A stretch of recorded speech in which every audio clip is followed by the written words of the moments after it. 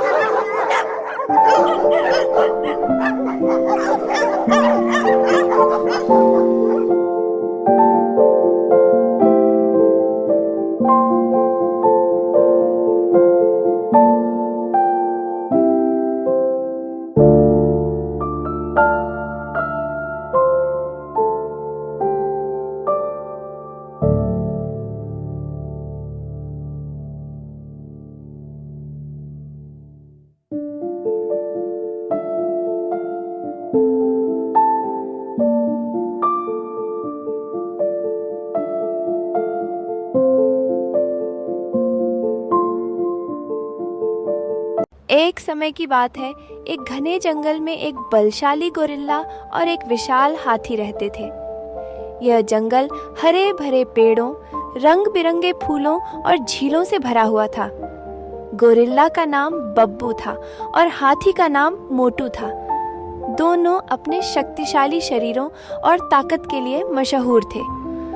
एक दिन जंगल के जानवरों ने एक बड़ा मेला आयोजित किया, जहां सब अपनी ताकत का प्रदर्शन करते थे।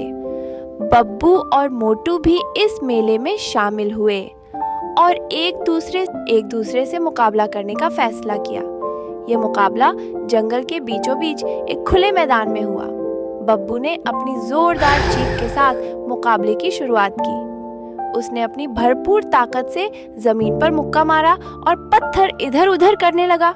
दूसरी तरफ मोटू ने अपनी लंबी सूंड को हिलाते हुए अपनी धमकी भरी आवाज निकाली। दोनों के हौसले बुलंद थे और जंगल के जानवर जोश और खरोश से इस दृश्य को देखने लगे।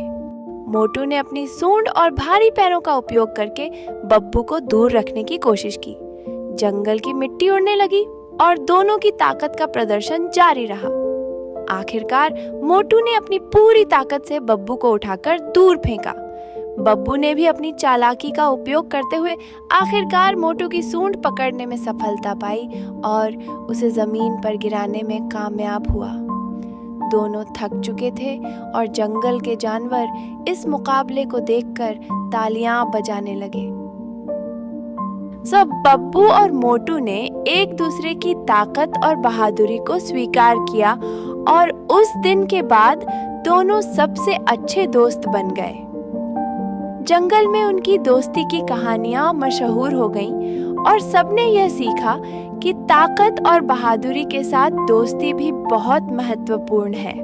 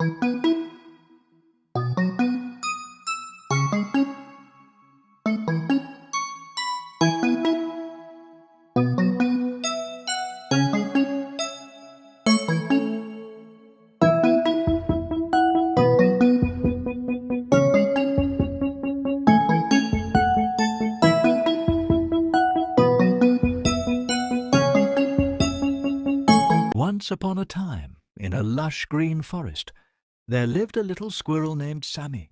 Sammy was the smallest squirrel in his family, but he had the biggest heart. He loved to explore the forest and make new friends. One sunny morning, Sammy decided to venture to the far side of the forest, a place he had never been before.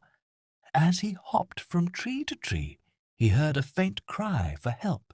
Sammy followed the sound and found a tiny bird trapped in a thorny bush. "Don't worry, little bird, I'll help you," Sammy said bravely. He carefully nibbled away at the thorns, freeing the bird.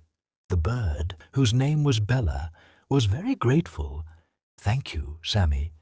You saved me," she chirped. As they chatted, Bella told Sammy about a hidden treasure deep in the forest. Sammy's eyes sparkled with excitement.